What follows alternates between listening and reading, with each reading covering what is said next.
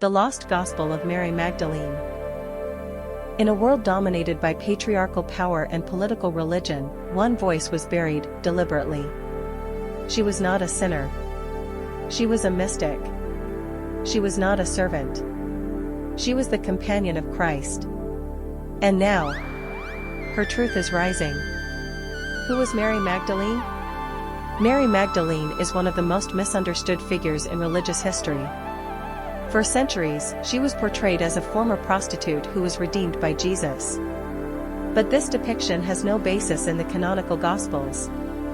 It was Pope Gregory I, in 591 CE, who first publicly conflated Mary Magdalene with the unnamed sinful woman in Luke's Gospel. This interpretation held for nearly 1,400 years.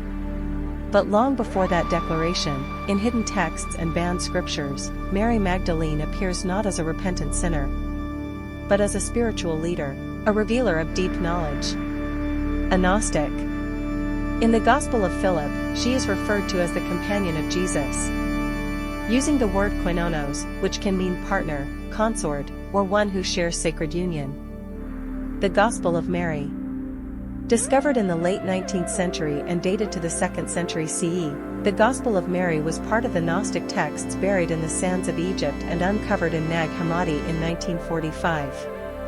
It is written in the form of a dialogue between Mary and the disciples after the resurrection of Jesus. In it, Jesus teaches her spiritual truths not given to the others. When Peter questions why she received teachings privately, she responds not with pride, but with grace. Yet even in the text, Peter grows angry and dismissive. He says, "Did he really speak with a woman without our knowledge?" It is Levi who defends her, saying, "If the Savior made her worthy, who are you to reject her?" The Gospel of Mary emphasizes inner vision, the journey of the soul, and the conquest of fear. It describes how the soul ascends through hostile powers, called archons, who attempt to keep it bound. Through spiritual knowledge, the soul can be freed. Mary's teachings here align not with church doctrine, but with Gnostic principles. Salvation comes through knowledge of the self, not blind belief. The sacred feminine and Gnosis. In Gnostic thought, the divine feminine is not a side character. She is central to the cosmology of the soul. Sophia, the embodiment of wisdom, is a key figure in Gnostic myth. She is the one who fell into matter and brought forth the demiurge, the false god who rules the physical world. Mary Magdalene reflects Sophia's arc, marginalized yet radiant, silenced yet knowing, misunderstood yet crucial to awakening. Her gospel reminds us that to rise, we must remember. Not just with our minds, but with our inner knowing, our gnosis. She speaks of transcending the illusion of the material world, overcoming fear, and restoring the soul to its source.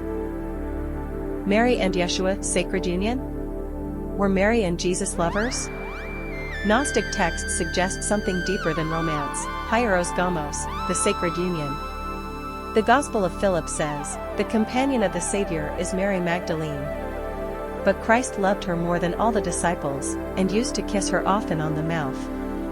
This isn't about physical affection, it's a symbol. A spiritual kiss represented the transmission of knowledge, the awakening of the soul. Mary and Yeshua may have embodied the union of masculine and feminine energies, balancing the logos, divine reason, with Sophia, divine wisdom. Together, they reflected the path back to wholeness. In this view, Mary wasn't just a disciple. She was a mirror, showing the path of the awakened feminine, rising to meet the sacred masculine.